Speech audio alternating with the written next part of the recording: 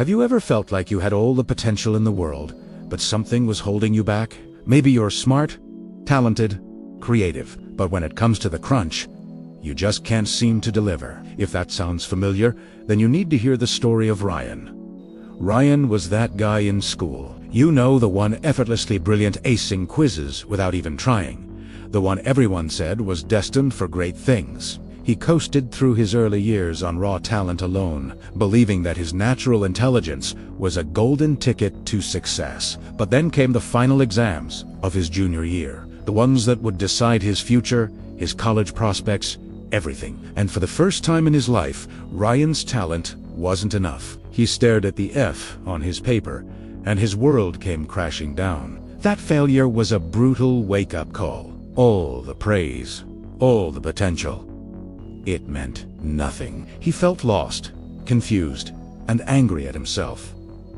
How could he, the genius, fail so spectacularly? Desperate for answers, he found himself talking to Coach Miller, the school's legendary basketball coach. Coach Miller wasn't just known for winning championships, he was known for building character. Ryan poured his heart out, explaining how he'd always relied on his smarts, how he'd never really had to work for anything.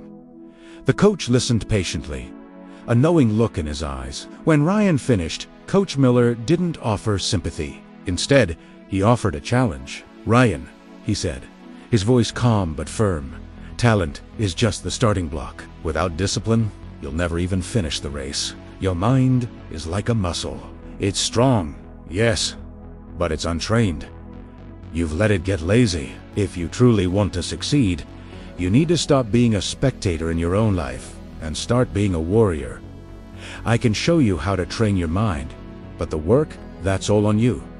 Intrigued and with nothing left to lose, Ryan agreed. The coach gave him 4 simple yet profound rules. These weren't about studying harder. They were about rewiring his entire approach to life. The first rule was, "Win the morning," Coach Miller explained.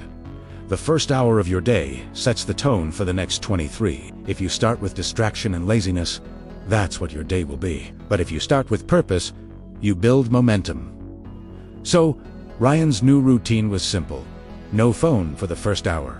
Instead, he'd wake up, make his bed, immediately a small, first win end, then spend 15 minutes in quiet reflection or meditation, followed by a light workout. It was incredibly difficult at first. The urge to scroll through social media was almost overwhelming. But he stuck with it. Within a week, he noticed a shift. He felt more clear-headed, more in control, and less reactive to the chaos of the day. The second rule was, embrace productive discomfort. Growth doesn't happen in your comfort zone, the coach told him. You need to actively seek out things that are difficult.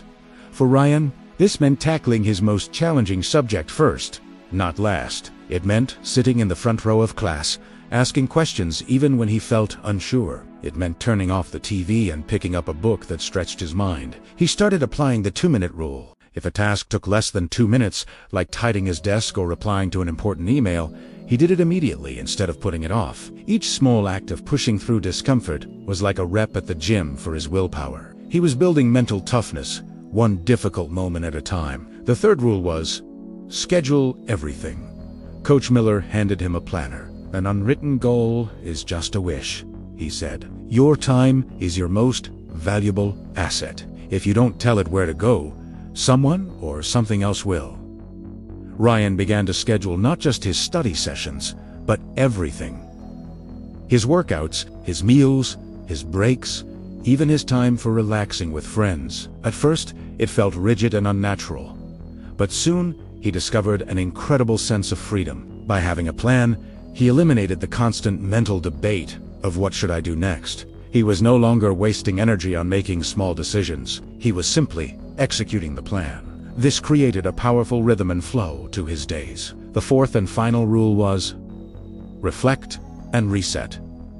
Every evening, the coach instructed, take 10 minutes to review your day. What went well? Where did you slip up? Don't judge yourself.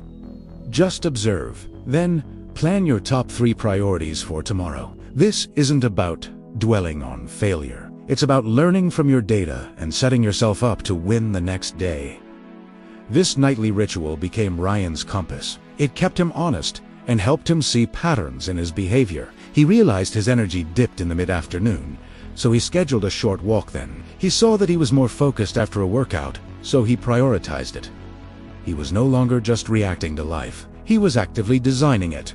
The transformation wasn't overnight. There were days Ryan wanted to quit, to go back to his old, easy ways. But the memory of that failing grade and the quiet, steady encouragement from Coach Miller kept him going. He started to see his studies not as a chore, but as a challenge to be conquered. He found satisfaction in the process, not just the outcome. The school year flew by. When the final exams came around again, Ryan felt a different kind of pressure. It wasn't the frantic anxiety of before, but the calm confidence of a well-prepared athlete.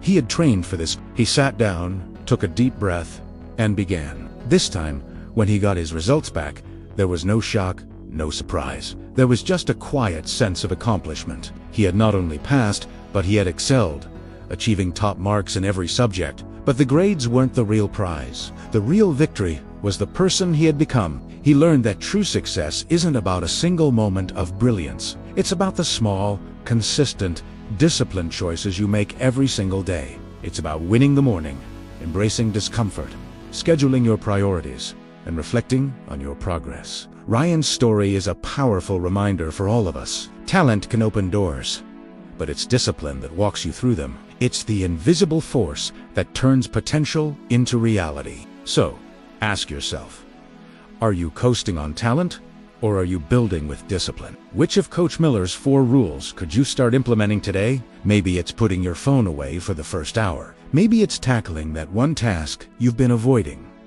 Whatever it is, start small. The journey to an unbreakable mind begins with a single, disciplined step. You have the potential. Now it's time to build the discipline to unleash it. Thanks so much for watching. If this story resonated with you, hit that like button and subscribe for more content to help you unlock your best self. Let me know in the comments which rule you're going to try first. See you in the next video.